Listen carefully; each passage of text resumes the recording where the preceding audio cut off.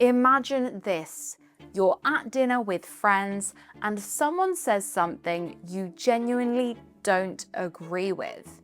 So you take a breath and say, "I disagree." And the room goes just a tiny bit weird. Nobody storms out, nobody says anything, but there's this slight shift in energy that tells you something came across a bit harsher than you meant it to. The problem is, in British culture, saying "I disagree" directly can actually come across as quite rude. Not because your opinion is wrong, but because of how it landed. So, today I'm going to give you everything you need to disagree like a true Brit.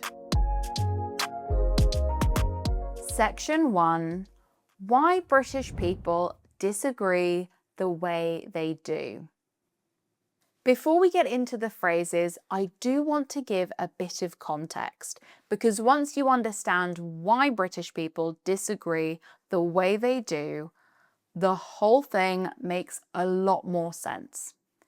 British culture places an enormous amount of value on not making people feel silly or foolish. The truth is, British people don't really like disagreeing at all. If we could just quietly think you're wrong and never mention it, a lot of us would genuinely prefer that, myself included. But sometimes you have to say something. And when that moment arrives, there is a very particular way we do it. Being told you're wrong, especially in front of others, is genuinely one of the most uncomfortable social experiences a person can have. So, a British person would almost never say "you're wrong" directly. Instead, we find ways to introduce a different point of view whilst quietly leaving the other person a little room. Room to reconsider, room to come around, room to change their mind without it feeling like a defeat. This is what's called saving face, and it is the entire reason this video exists. Right, now we understand that, we can get into the phrases. I'm interrupting this video because I have some really exciting news to share with you. My Beyond the Basics of English course is finally out.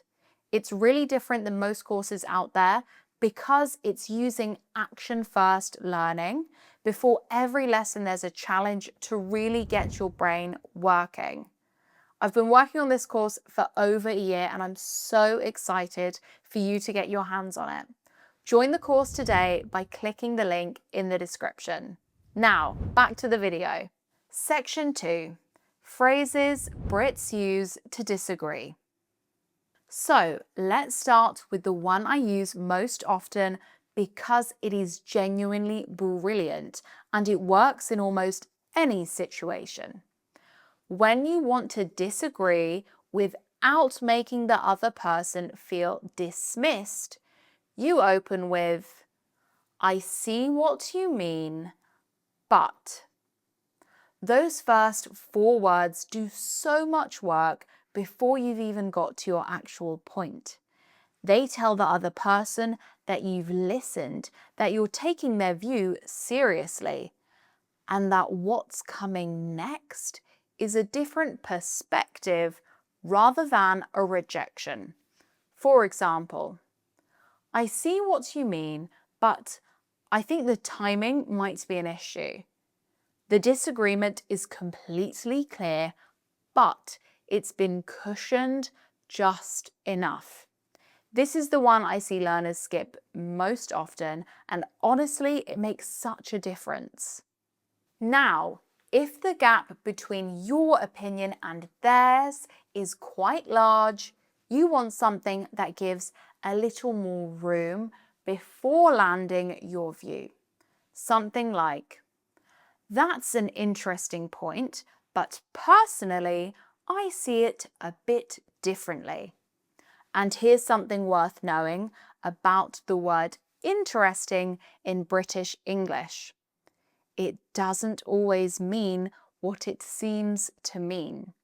It can mean genuinely interesting, but it can also mean, "I'm not sure I agree, and I'm being very polite about it." In this phrase, it sits warmly somewhere in the middle, which is exactly where you want it. The other person feels acknowledged. You've signaled a difference of opinion and nobody has had to raise their voice. Very smooth. There's also one that sounds so generous it barely feels like a disagreement at all. And that's, "I can understand why you'd think that. My experience has been a little different." What makes this so effective is that it doesn't challenge the other person's reasoning at all. It simply offers your own experience as an alternative truth. This one is particularly useful in professional settings where you need to hold your ground without creating any unnecessary tension. It's so gracious, honestly, that people often don't even realize you've disagreed with them until they're halfway home. And then there's one that is very British in character, which is, "I'm not sure I'd go quite that far." This is for the moments when you partly agree with someone, but feel they've overstated things a little. It doesn't reject their view, it gently reins it in. "Quite that far" implies you've followed them to a point, but you're not willing to go all the way to their conclusion. For example, if someone says, "That meeting was an absolute disaster," and you thought it was just a bit awkward, you'd say, "I'm not sure I'd go quite that far." It's understated, it's a little bit dry, and it gets your position across without any fuss. Once you can use this one naturally, you'll sound very at home in a British conversation. When you're in a group setting and you want to bring a different perspective in without it feeling like a direct challenge to anyone in particular, the phrase you want is, "It might also be worth considering." This is clever because it reframes your view as an addition rather than an opposition. You're not saying the other person is wrong. You're suggesting there might be more to the picture. For example, "It might also be worth considering how this would look to the wider team." Nobody ends up feeling attacked, and you've still made your point. It's also worth knowing that this one works whether you're the most junior person in the room or the most senior. It doesn't assert authority, it just opens a door. There's a similar move that works brilliantly in professional settings, and that's, "I think we might be looking at this slightly differently." This frames the disagreement as a difference in perspective rather than a difference in correctness, which means nobody has to back down. What I love about this one is that it actually invites conversation rather than shutting it down. It suggests there's something worth exploring, which makes the whole exchange feel collaborative rather than adversarial. I've seen this one completely diffuse a meeting that was heading somewhere genuinely unpleasant. Now, if you want something slightly more direct but still very measured, you'd say, "I take your point, but I'm not entirely convinced." The "I take your point" at the start does just enough softening so that it doesn't sound rude. And "not entirely convinced" is so wonderfully British in its understatement. You might be completely unconvinced, but not entirely gives you just enough wiggle room to sound measured whilst meaning something much stronger.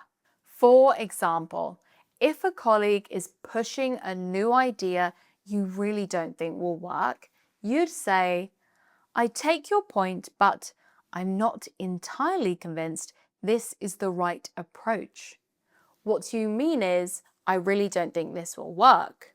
What they hear is, "She has some reservations. Let's discuss."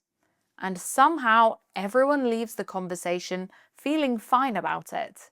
For moments when the conversation has got a little heated or feelings are running higher than usual, "I hear what you're saying, though I do think," is the phrase that keeps everything calm. It has a genuine listening quality to it. And "though I do think" signals that your view is considered rather than reactive. For example, "I hear what you're saying, though I do think we need to give it a bit more time." You're not dismissing their frustration, you're acknowledging it, and then calmly holding your ground. It's also worth remembering that someone who feels genuinely listened to is far more likely to actually hear what you say next. And finally, my absolute favorite, which I've saved till last, "I'm sorry, but I'm afraid I have to disagree on this one." 2 apologies before the disagreement has even started. "I'm sorry" and "I'm afraid," both in the same sentence, both cushioning a perfectly reasonable difference of opinion as though it were a minor national emergency. This is British politeness at its most elaborate and honestly, its most magnificent.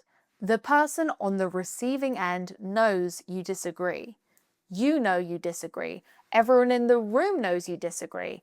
And yet somehow it still feels like the kindest thing anyone has said all day. Once you can use this one naturally, you are genuinely fluent in the way British people actually communicate. Next time you disagree with someone, you don't have to choose between silence and a clunky "I disagree." Try swapping it for any of these and notice how differently the conversation goes. Let me know in the comments which one was your favorite. If you enjoyed this video, don't forget to like and subscribe. See you next time.